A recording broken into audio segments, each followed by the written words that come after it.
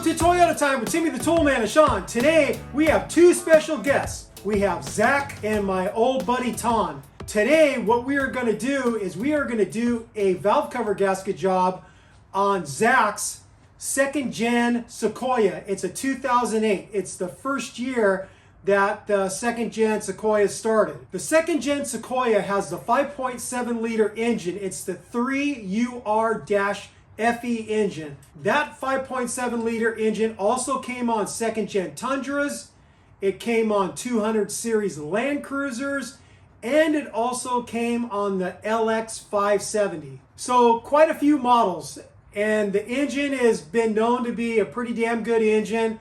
It hasn't been around maybe quite long enough to show its longevity, but so far so good. It's been a very good engine for a lot of people. For this job, we are going to be using all Toyota OEM parts. We're not going to use aftermarket if we can help it. I'm pretty confident I have all the parts for the job, but you just never know until you get in there. So without further ado, let's get out to the engine and get started with this job. The first thing I'm going to take off is this engine cover. You just pull up on the front. It has these little grommets that you have to overcome. And then it just slides out the back. So you can see now that it's lifted up, I just slide back and it slides off this post right here. Next, we're going to remove the negative terminal off the battery. We are going to be disconnecting some electrical connectors. So this is just a safety precaution so we don't ground anything out and destroy anything. It's a 10 millimeter.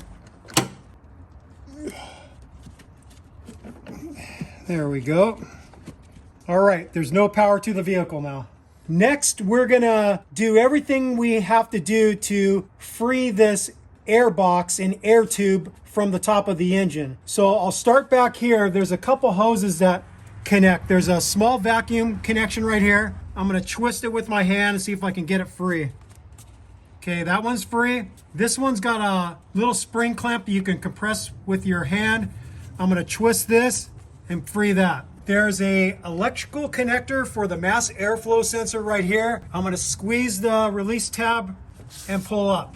The wiring harness for the mass airflow sensor is connected to the air box right here. And it looks like I'm just gonna get in there with needle nose pliers and squeeze the clip and free it. Actually, I take that back. I think just using a little pick tool to fold in the little clip so I can free it might be easier. So a 90-degree pick tool is gonna help me get on the bottom side of the clip. There we go. You can see the two sides of the clip, and one of them was facing down, so that's why I was getting up underneath so I can compress it. Now I'm gonna grab a 10 millimeter socket and I'm gonna loosen this clamp that attaches the air tube to the throttle body. Okay, that clamp is loose. I know I'll be able to pull the air tube off of the throttle body. I'm gonna loosen two 10 millimeter bolts that hold the air box to the body. There's one right down here on the front side, and then on the back side there's another one. It's right here close to the firewall. So I'm going to give this a test movement here. It looks like it's going to come free.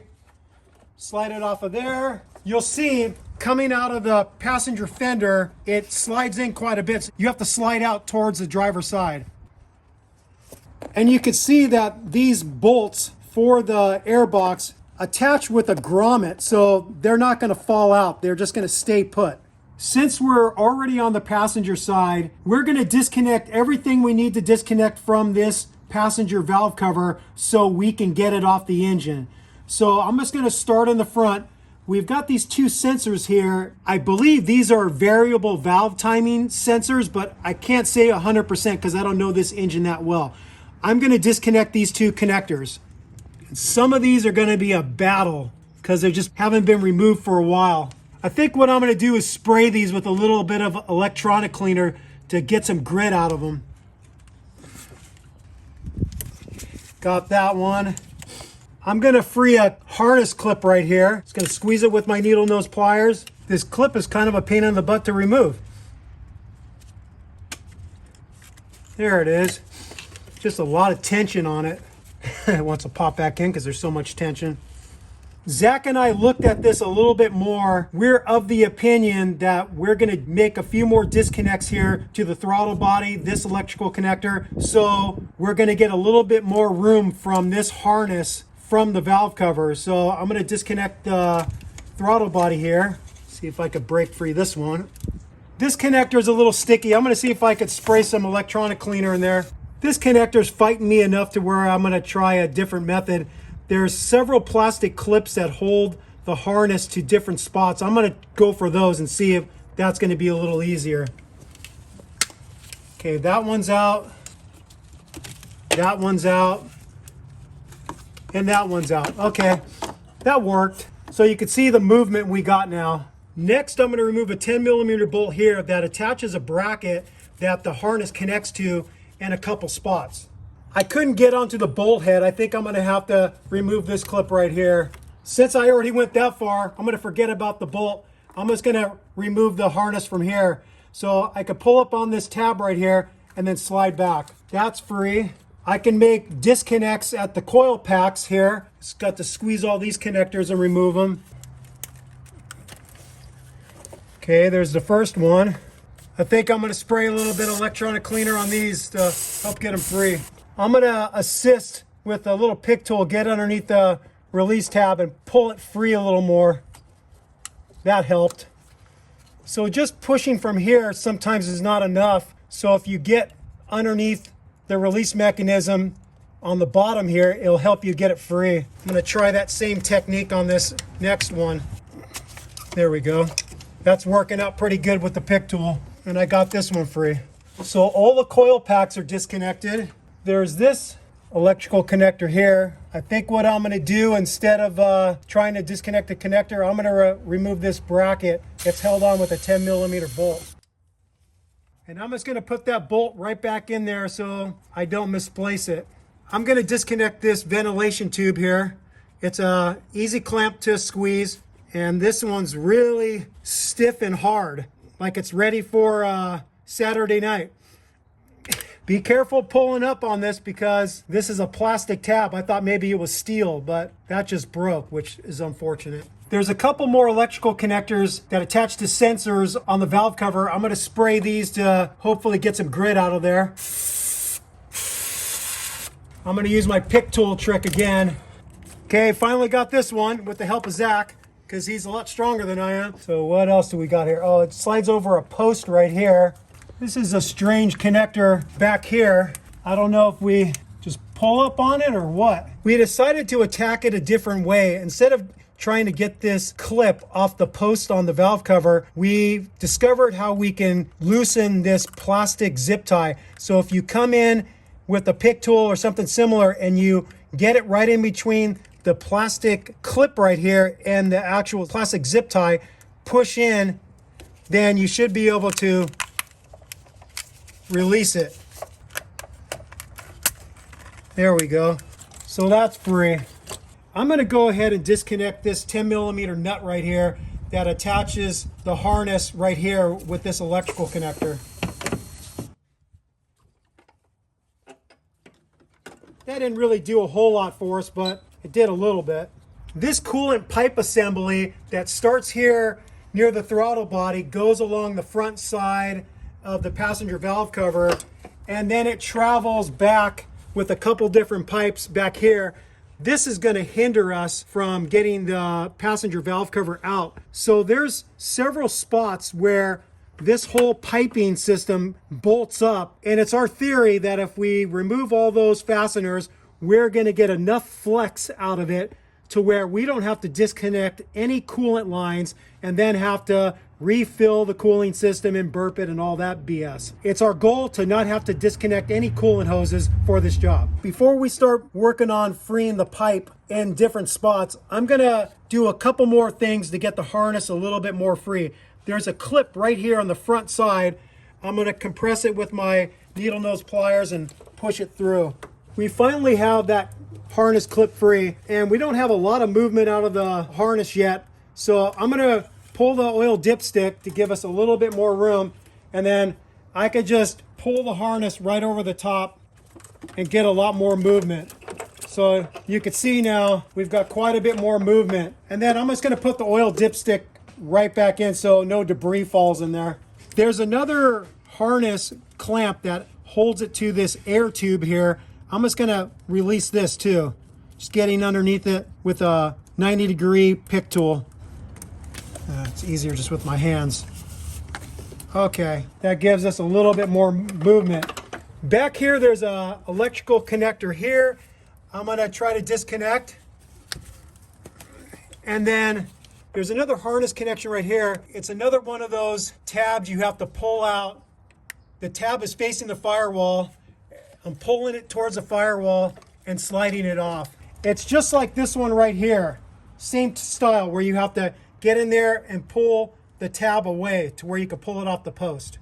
I'm gonna disconnect a 10mm bolt right here that connects a ground strap to the top of the passenger fender. And I'm just gonna put that bolt right back in there.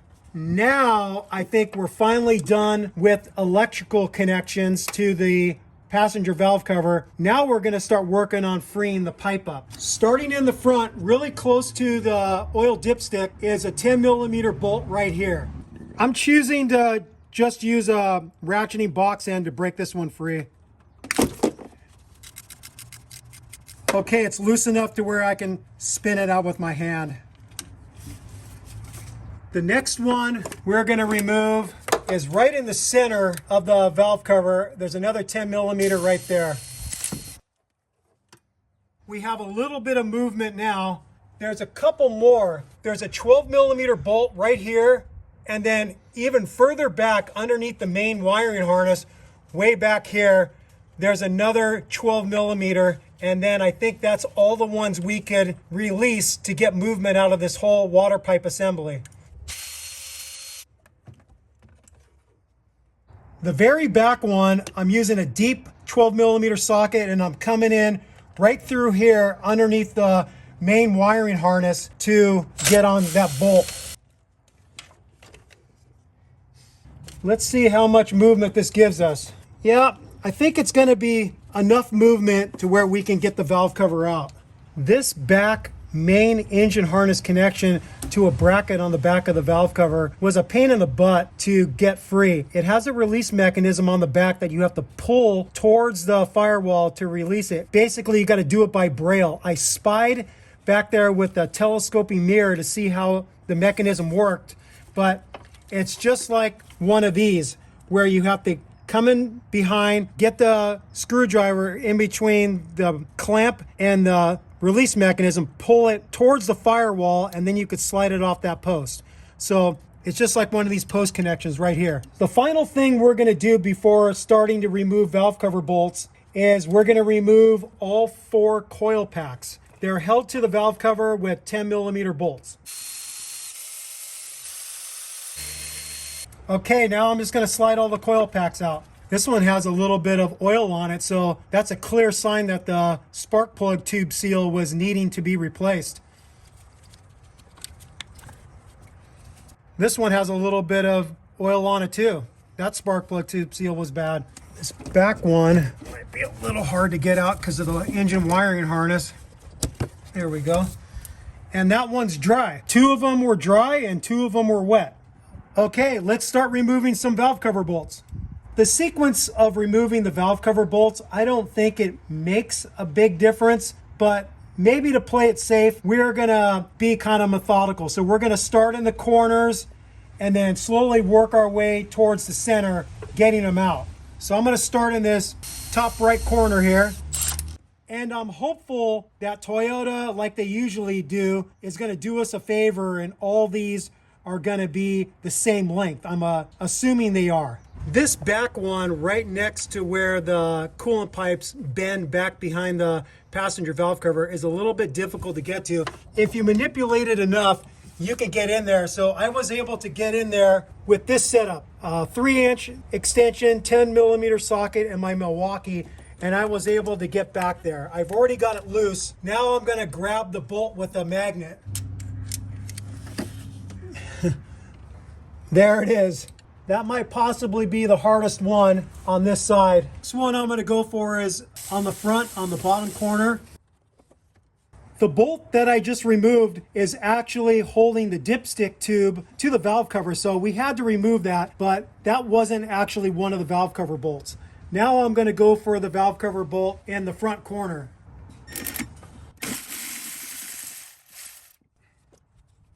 And so far so good. All of the valve cover bolts are the same length.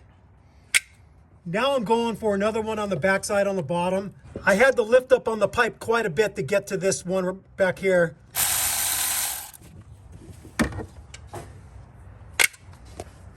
I'm going to go for this one at the very front in the center. This back one in the top right, I have to push on the harness and the heater hoses quite a bit to get on there. Ah, shit, not on there good. I thought I was on to that bolt pretty square, but I wasn't. The socket was skipping on top of the bolt, so I'm using a swivel now to break this free. And I'm just going to do this the old-fashioned way without the gun, because with a swivel it gets a little bit wonky. I'm going to grab this one with my magnet too. I'm going to go for one right down here near the front. I'm going to go across on the top. I'm going to go for this one down here.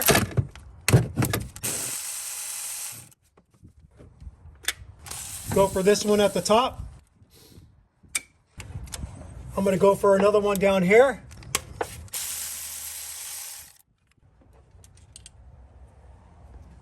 Another one at the top. And then I'm just going to look and make sure I have all the ones out on the perimeter. Got them off the front there, corner, that one, that one, that one. Got the back one. Should be another one here, I think. Oh yeah, underneath here.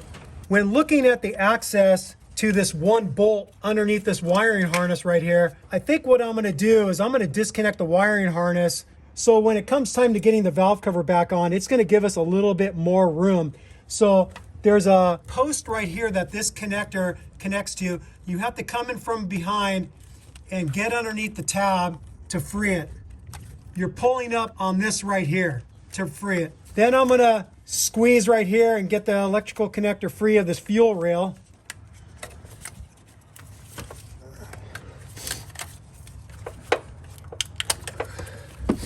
Disconnecting this harness, I don't think really got us anywhere, but it's up to you. It didn't really create much space because this is the harness that goes to all the fuel injectors, so you can't really move it out of your way very much. But you got to come underneath it and get your socket under there to get onto this bolt right here.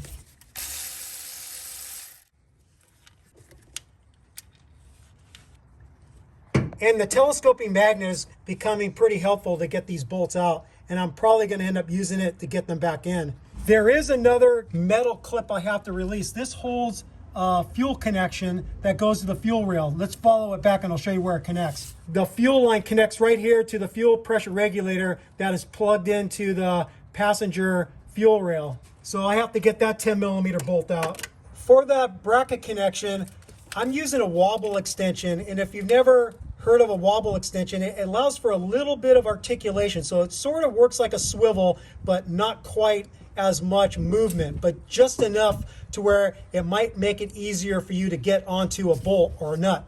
So I'm coming in underneath the heater hoses and I'm able to get on there pretty square.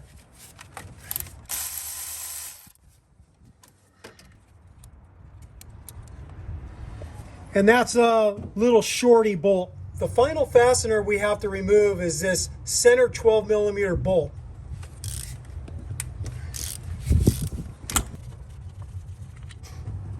It's a long sucker right here. Now that we have the last bolt out, I'm going to try to pry the valve cover free. I've spied one area where I can get in here with the pry bar, pry up against this bolt, and then lift up on this tab and see if I can get it started.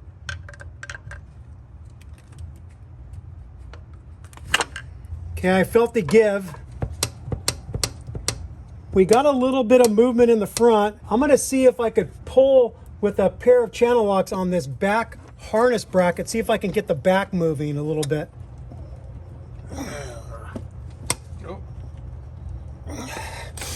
Sucker's on there. This is going to be a little bit of a fight.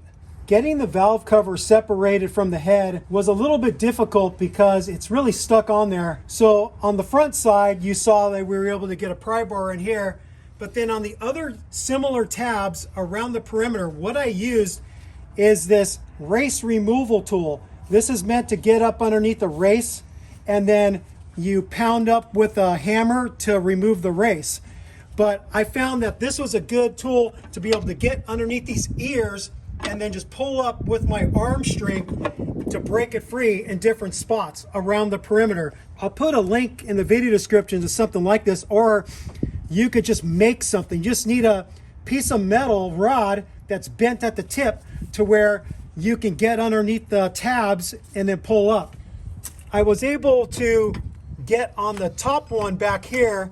I got underneath it right here. There's an ear right there, and then that was able to finally break it free in the back. And then now I think I can work this thing out with a little help from Zach.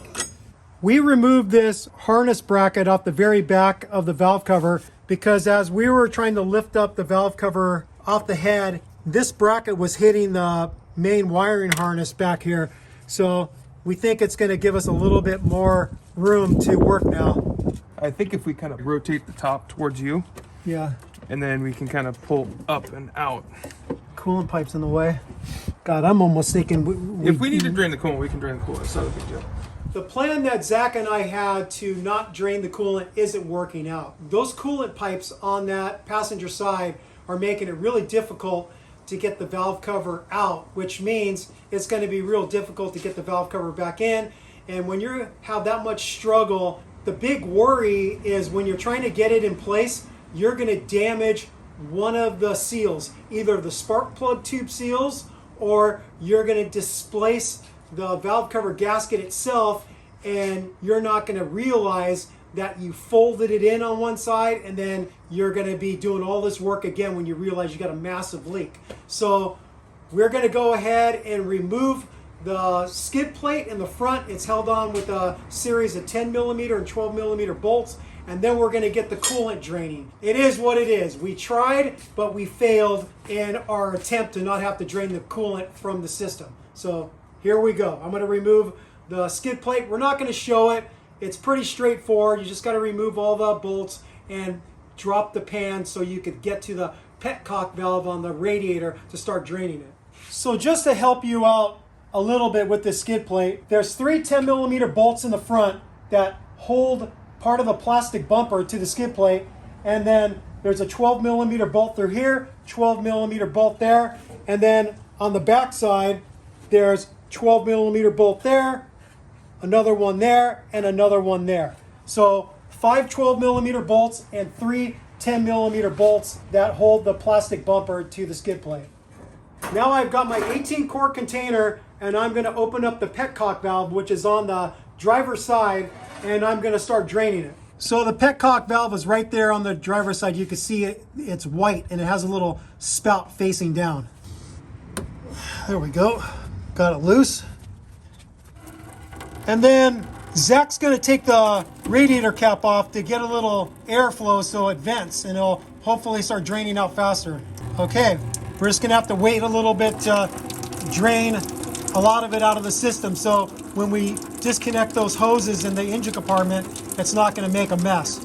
We've got quite a bit of coolant drained out. We're hoping that now we can start removing these hoses from the coolant pipe and a bunch of coolant isn't going to come out. We are prepared with some silicone plugs to plug it off if a lot of coolant starts coming out. And we also have a rag here. Any coolant coming out isn't going to get into the area of the cams because there is a little bit of a gap now with the valve cover, and it's not completely sealed to the head. So I'm going to compress this constant tension clamp with my bent nose needle nose pliers and move it back on the hose. I think it's about as far as we can get it back. I've got some hose pliers, and I'm going to grab it and twist and see if I can break it free.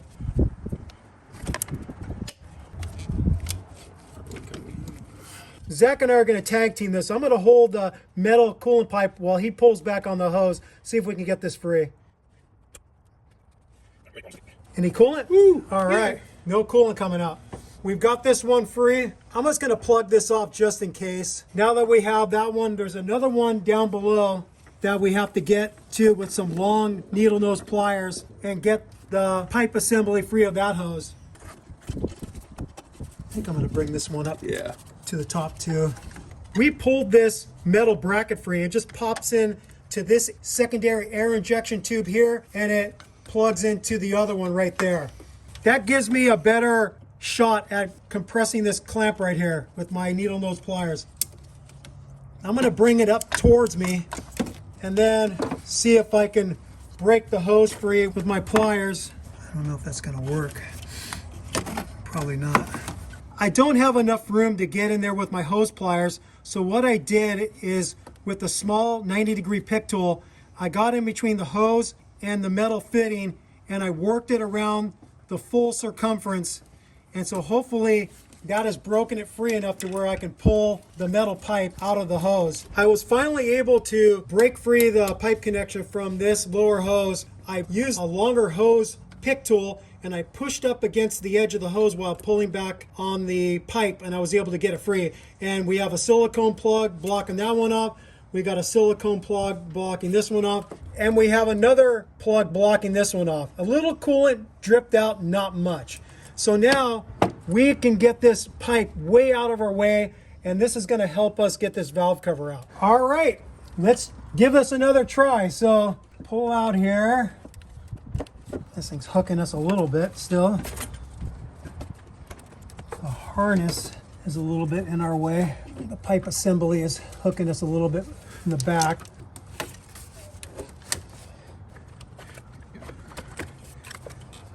So if you can pull that bottom, there we go. Can you tilt your bottom towards you a little bit more? There we go. It's the pipe assembly. Okay, let me just clear this pipe and then I can get you more. Okay. Oh, what was that? You want to pull the spark plug tube gasket on second one in. Yeah. God, the spark plug tube gasket just came off. I've actually never seen a valve cover gasket break like this. It was pretty brittle. Usually they stay intact, even with the engine with a lot of miles on it. How many miles is your engine at? 244,000. It broke right here. So here's the valve cover gasket off the top of the head. And that spark plug tube is rock hard too. And yeah, the spark plug tube is rock hard. This was actually one of the ones that was leaking, I think. The second one, yeah. One thing that's unique to this 5.7 liter engine, it has some rubber seals that seal an oiling passage for the cams. That's what I could tell. There's little holes along these pipes to oil the cam bearings. There's 5 O-rings. There's one here. This one is shaped like a figure 8. This is a bigger one right here. There's another figure 8 one right here. And then there's another one here. You can see that one of the gaskets stayed hooked to the valve cover. The rest of them are on top of the valve train. And we're going to remove those now. We're going to try with a pick tool and see if we can get them out. So I'm going to try to pierce it in the center, not damage the sides. Oh, little piece broke off. It's freaking brittle. So you got to be careful. I don't know where that piece went, unfortunately. These things are really brittle, so I'm going to put some rags here to block any more pieces from dropping in here so I can hopefully capture all the little pieces breaking off. These things are just breaking off in pieces, so I'm going to have to work at this for a while, but my word of caution is just take your time and be careful because it's breaking off in little pieces. I'm trying to get it out as one piece, but it's not working. We've got all the gaskets out. There's 5 of them. Now we're gonna start cleaning up the surface of the head. There is 2 places you're gonna find some sealant. At this junction right here, closer to the center of the engine, and then there's another juncture right across from it, close to the fender. I have a rag in here to catch any debris, but I'm gonna try to go from the inside out, knock the stuff off towards the outside so it doesn't drop into the valve area. And then down here, I got to do the same thing. I got to knock some of that old sealant off. There's one leftover chunk on the inside. I think I'm going to have to grab that with a pick tool. I'm going to use a 90-degree pick tool to take off that other little chunk. Okay, that's all the RTV we have to worry about. So we're going to get a rag. We're going to get some brake cleaner. You could use acetone, I guess, if you want. And we're just going to go around and clean off the surface really well and get it ready for the new gasket. While Zach is cleaning up the surface of the passenger head and cleaning up the valve cover, I'm going to start disconnecting things on the driver's side so we can get the driver's side valve cover off. The first thing I'm going to disconnect is this bracket right here, so it's easier for me to pull this very stiff ventilation hose off of the valve cover. It's a 12 millimeter. Now I'm just going to put that bolt right back in where it goes. There's a clamp that you can squeeze right here with your hands, slide that up, and then I'm just going to give this whole assembly a little bit of a twist. Oh, sucker's stiff. Sucker's off. So looking at this fuel line connection that goes over the top of the valve cover, it plugs into the driver's side fuel rail right here. We're thinking that getting this out of the way is going to help us get the valve cover out and back in. Depending on what you're going to follow, the factory service manual or other people's suggestions, you want to depressurize the fuel system some way. In a perfect world, we would have disconnected power to the fuel pump, started the engine, and let the pressure deplete. When we break this free, fuel isn't going to become spraying out. But what we're going to do is just simply take the gas cap off. That's going to depressurize the system a little bit, and then we'll see if we can get this disconnected and not spray fuel all over the place. To get this fuel line free, you have to pull out on the sides of this maroon clip and then slide it this way, just like that. And so now there's two blue buttons on either side. You got to squeeze them in, and then you can release the fuel line. And that didn't spray out any fuel at all. That was perfect. And then we can get this thing completely out of our way. Now I'm going to compress this hose right here and then free this one. And then I'm just going to tuck this one out of the way. Okay, I'm liking the look of that. I'm going to disconnect these two electrical connectors. Okay, those are free. We've got this harness connection here, and this is again one of those plastic zip ties. So I'm going to come in with a straight pick tool, push it down while getting underneath it with a 90-degree, see if I could free the plastic zip tie. There we go. Oh, it broke. Oh. It just snapped. Zip ties. Oh well. Okay. This one broke. We'll just have to get another zip tie on there if we want to reconnect this. I'm going to disconnect two connectors here. This one's fighting me a little bit. I'm going to use the pick tool trick and get underneath the release tab. There we go. Here's another one of these harness connections with the plastic zip tie. Let's see if I can break this one. I got this plastic zip tie free. This looks like it's a coolant temp sensor. I'm going to release this one. Okay, we got some pretty good movement there. I'm going to spray this one with a little bit of electronic cleaner. This one's fighting me too. I'm going to use the pick tool again. Lucky me, we have another one of these plastic zip tie things. I've got another one of these zip tie connectors here, but I'm going to remove this little easy clamp to remove. It's just got like little ratchets. Get that out of the way. And then I got to try to free this sucker. There we go. That's free now. There's this harness connection back here. I got to pull a tab towards the engine. I'm going to disconnect this connector here. I think I'm going to use the pick tool to help me again. There's a 10 millimeter ground strap connection right here I'm going to disconnect. going to put that bolt right back there. There's another harness connection right here. I'm going to pull the release tab towards the front, pull that off. I'm going to work on disconnecting all the coil packs now. I'm just going to spray them each with a little bit of electronic cleaner to free them up a little bit.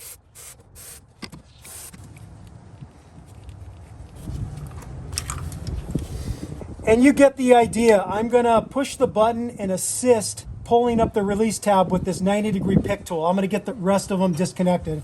I've got all the coil pack connections free. I'm going to disconnect a connector here. Again, I think this is for the variable valve timing. There's another one down here that I have to disconnect. I finally got this one free right down here, and then there's another one right back here, and that one's free. So now that's pretty good movement out of the harness. I don't think we can get any more movement than that. There was one final harness post that freed the harness from, so it gives me just a little bit more movement, not much more, but that's it for the harness. Now I'm going to remove the coil packs. Same thing, they're held onto the valve cover with 10mm bolts.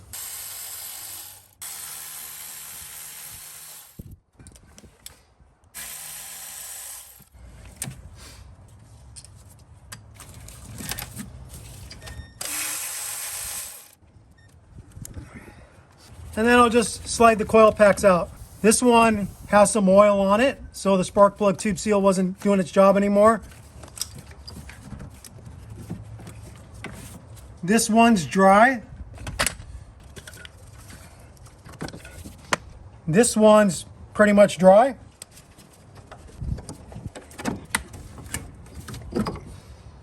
And that one was dry, so only one on the driver's side looked like the spark plug tube seal was failing, the very first one. There is a bracket holding a fuel line at the very back, and it's a 10mm bolt. I'm going to release that. Now I'm just going to put that bolt right back in there and hopefully not drop it. That's everything that I could see holding us up from getting the valve cover off. Now I'm going to start zipping out the valve cover bolts, and it's the same number of bolts. There's 13 around the perimeter, and then there's a center 12mm bolt. We're going to take off the bolts the same way we took the other ones off. We're going to start in the corners and then work our way towards the center.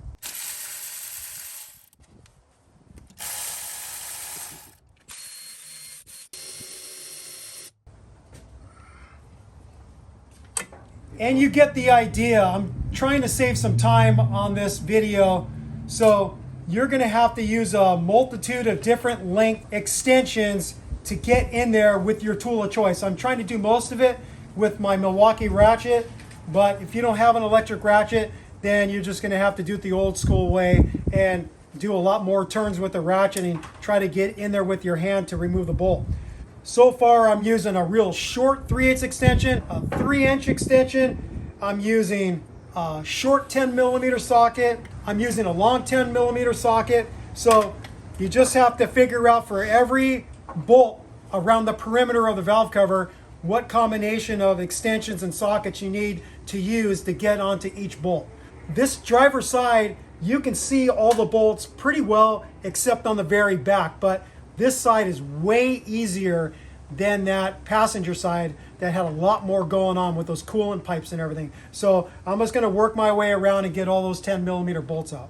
I've got all 14 valve cover bolts off for the driver's side valve cover. Again, let me reiterate, I used every single combination I could think of. On one of them, I couldn't get in with my Milwaukee, so I had to use a 1/4-inch drive ratchet, flex head, a short extension, and the 10mm socket. But I was using all these different combination length of socket, length of extension to get at all those. So you just have to use your full repertoire of ratchets and sockets and extensions to get to each one. I'm sorry I didn't show each combination, but it's just going to make the video super long.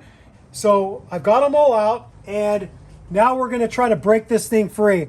I'm going to use that same tool that I used to get underneath different parts and pull up with it and see if I can break it free. I'm prying right here a little bit. So now I got a little movement. We've got the valve cover broken free at first by prying right in between this bolt and the valve cover. We broke it free. And then we use this tool to get underneath some more tabs and break it free. If I grab onto the oil fill here and then this bracket on the back side, I can work it up. Something fell back there. Who knows what that was? Didn't fall in. Didn't fall in. That's the important part. Okay, you got it. Clear that. There we go. Cut that up. All right, we're clear of everything on the bottom.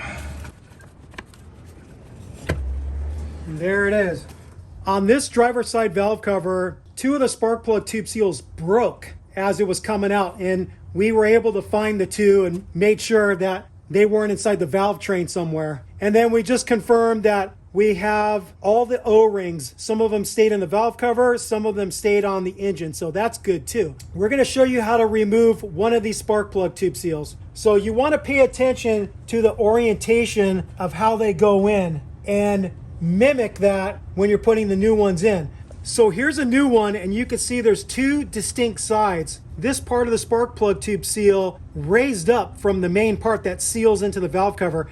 And then on the back side, you have a recessed side. So the recessed side goes down and this side faces the valve train. So yeah, we could look in from here. You could see that there's a space between the valve cover and where the spark plug tube seals. And that's the side you're looking at. So remember that when you're going back in with these, and don't put them in upside down like a lot of guys have. So I'm going to come in with a flat blade screwdriver. I'm going to bend this tab up a little bit, and then I'm going to grab it with a needle nose and bend it up a little bit more. This is more for reinsertion of the new ones than the removal of them, because the technique I use is I get a big socket on here and then I pound them in place.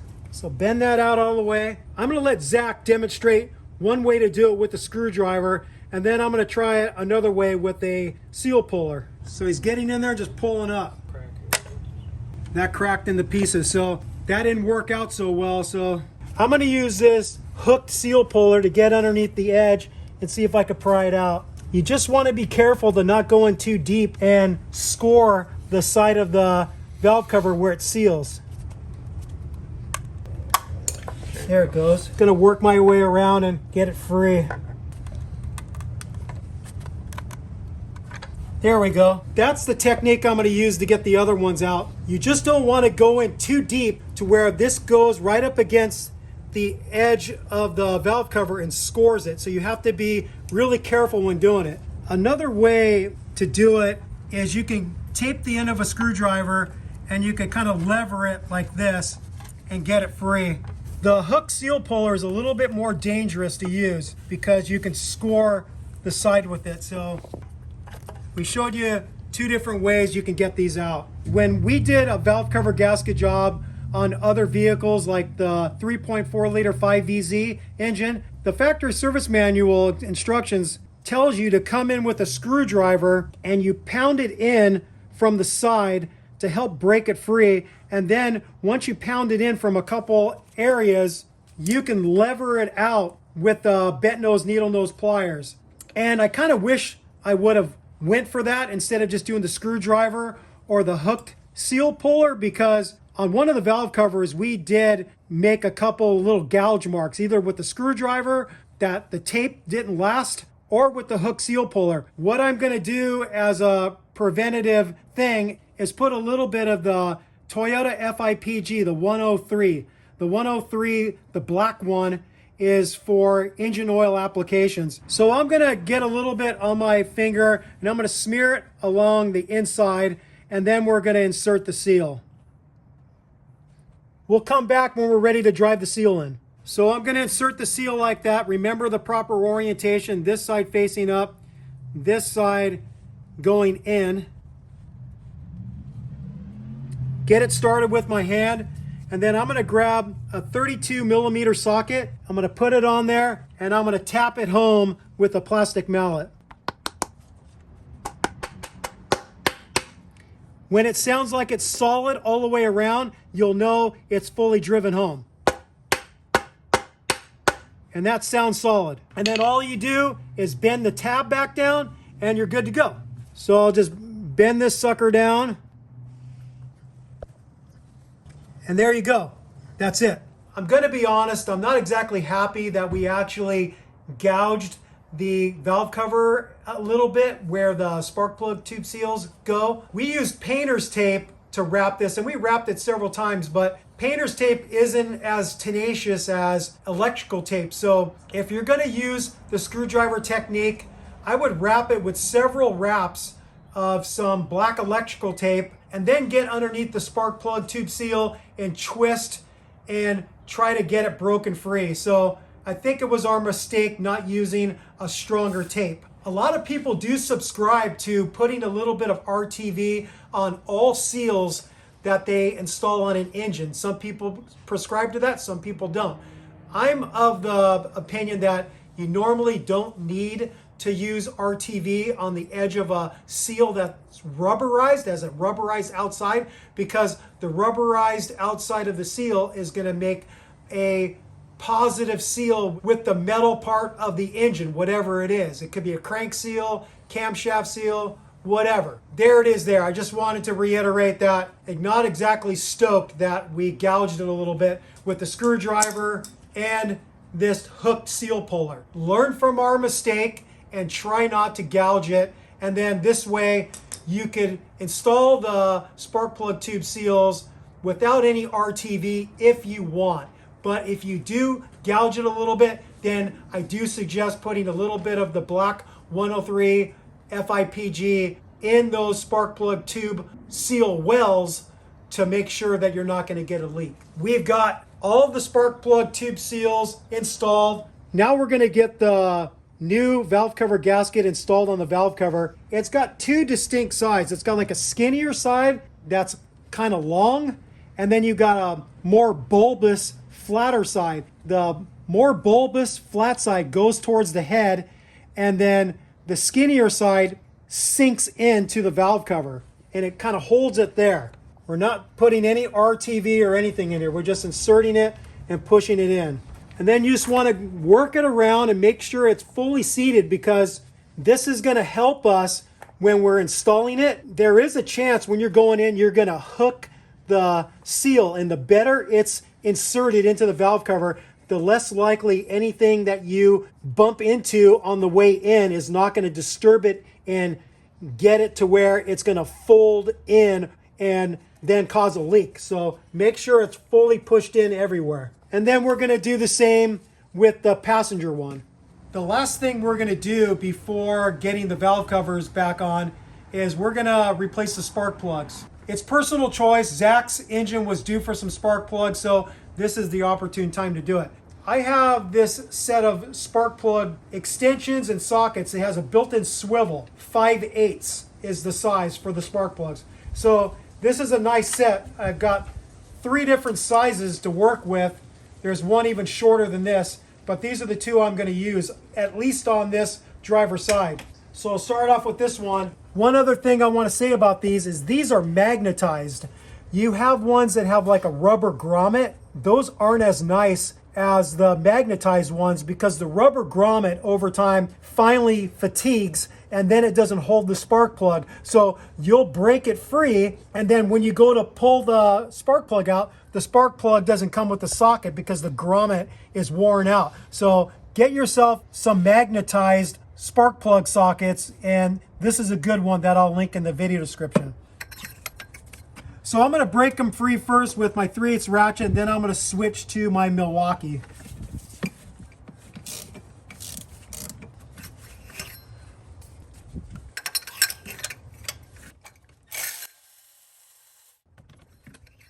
And there you can see one of the spark plugs out, and clearly oil was getting past the spark plug tube seal. I didn't say it at the beginning of the video, but this is what inspired Zach to do this job. It wasn't necessarily a valve cover gasket leak. It was a spark plug tube seal leak on several of the cylinders. So we're gonna get all the spark plugs out, and then we're just gonna let it sit for a little bit So any leftover oil in there is just going to drain into the cylinder, and it will burn off very quickly after the first startup and he runs the engine for a little bit. We're going to get the rest of the spark plugs out on the driver's side, and then we're going to jump to the passenger side. And you really don't need to see it. Just know that you're probably going to have to put together different combinations of extensions with your spark plug socket to get all the spark plugs out. Zach is getting all the spark plugs in using the same spark plug socket and extension combo. The torque spec in the factory service manual says 16 foot-pounds. It's up to you whether you break out your torque wrench or just go by feel. Zach prefers to just go by feel with a regular ratchet and feel better about that than going to the full 16 foot-pound torque spec. So personal preference, do it the way that you want to do it. Either by hand, using your torque elbow and that German spec of Gudentite, or you break out your torque wrench and you torque them to 16 foot-pounds. So there it is there. So we're going to get all the spark plugs in. You know, this video is getting pretty damn long, so I made the executive decision to cut it right here and make it a two-part video. So join us in part 2 where we finish this absolute monster of a valve cover gasket job. The hardest one I've done to date. Thank you, 5.7 liter 3UR-FE engine, for the experience. See you there.